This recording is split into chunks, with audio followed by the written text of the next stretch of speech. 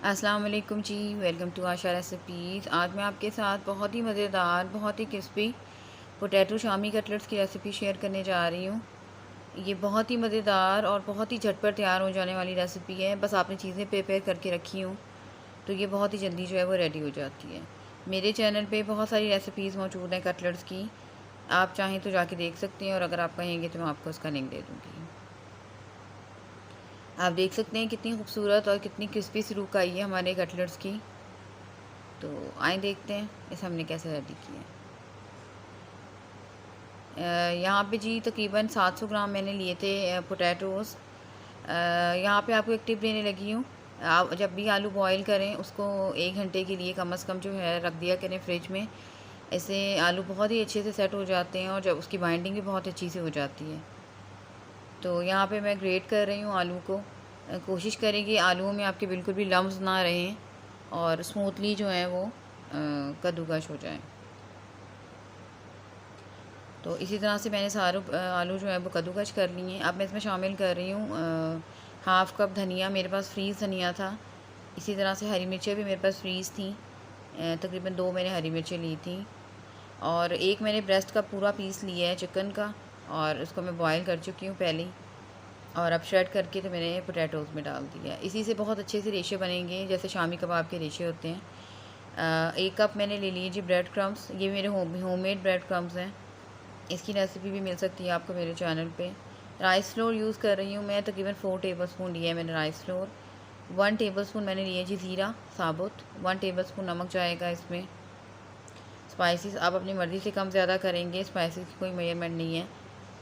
हाँ 1/4 टीस्पून मैंने लिया है जी अजवाइन। 1 टेबलस्पून भर के लिए मैंने धनिया पाउडर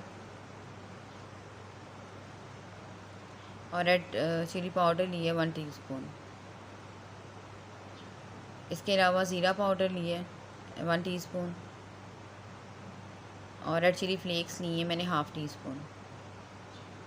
मैं बहुत ज़्यादा स्पाइसी नहीं बना रही हूँ, थोड़ा सा मीडियम से फ्लेवर रख रही हूँ। आप चाहें तो स्पाइसेस अपनी मर्ज़ी से कम ज़्यादा कर सकते हैं। तमाम चीज़ों को मिक्स कर दें अच्छी तरह से और मैं इसके बाद बाइंडिंग जो है वो हाथों से करूँगी। और एक मैं अंडा भी शामिल कर रही हूँ बीच में। अंडा ज़रूरी नहीं है कि आप बाद में इसको कोटिंग करें, इस तरह से पहले डालेंगे तो और भी अच्छी जो है वो बाइंडिंग हो जाएगी। राइस फ्लोर, ब्रेड क्रम्स और अंडा तीनों बाइंडिंग एजेंट के तौर पे मैंने डाले हैं। इससे बहुत ही अच्छी सी बाइंडिंग हो गई थी और बिल्कुल भी हमारे जो कटलेट्स हैं वो टूटे नहीं हैं और बहुत ही क्रिस्पी, बहुत ही ज़बरदस्त रेडी हुए थे। तमाम चीज़ों की अच्छी तरह से मिक्सिंग कर लें हाथों की मदद से और जो चाहे आप इसको शेप दे सकते हैं और जो चाहे आप इसका साइज़ रख सकते हैं। मैंने इसको फ्रीज़ करके भी रख लिया था और जितने मुझे फ्राई करने थे उतने मैंने शैलो फ्राई कर लिए थे। इसे मैं डीप फ्राई नहीं करूँगी, इनको मैं शैलो फ्राई मैंने किया था। और अब मैं शामिल कर रही हूँ जी 1 टीस्पून गरम मसाला पाउडर। इससे पहले मैंने ज़ीरा पाउडर शामिल किया था, गरम मसाला पाउडर शामिल नहीं किया था। बस यहाँ पे बहुत ही अच्छी सी बाइंडिंग हो गई है हमारे तमाम मिक्सचर की। और फिर मैंने मीडियम साइज़ में कटलेट्स तैयार किए थे। आप चाहें तो सीख कबाब की शक्ल भी दे सकते हैं। ये इतने अच्छे से बाइंड हो गए हुए हैं कि आप इसको जो मर्ज़ी शेप दे सकते हैं। आपके जो कटलेट्स हैं वो बिल्कुल भी ना टूटेंगे, ना ही किसी तरह से बिखरेंगे। लेकिन आपने बस फ्लेम का ध्यान रखना है। आपने पहले फुल फ्लेम करनी है और जब इसको डालना है तो आपने इसको मीडियम कर देना है ताकि ऊपर से भी क्रिस्पी हो और अंदर से सॉफ्ट हो हमारे कटलेट्स। अगर तेज़ आंच पे बहुत ज़्यादा बनाएंगे तब भी ये ठीक नहीं बनेंगे और अगर बहुत ज़्यादा हल्की आंच पे बनाएंगे तब भी ठीक नहीं बनेंगे।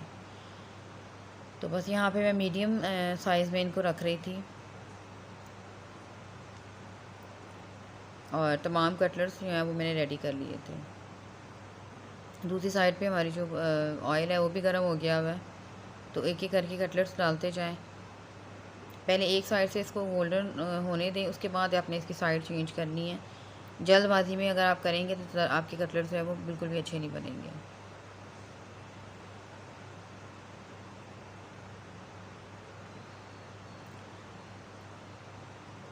जितनी गुंजाइश है आपके पैन में उतनी डालें, ओवर बर्डन मत डालें बिल्कुल भी। आप देख सकते हैं कितनी खूबसूरत लुक आई है इसकी और बहुत ही अच्छे से बाइंड हुए हैं, कोई टूटे नहीं है, बिल्कुल भी कोई बिखरे नहीं है, बहुत ही प्यारी सी लुक आई है।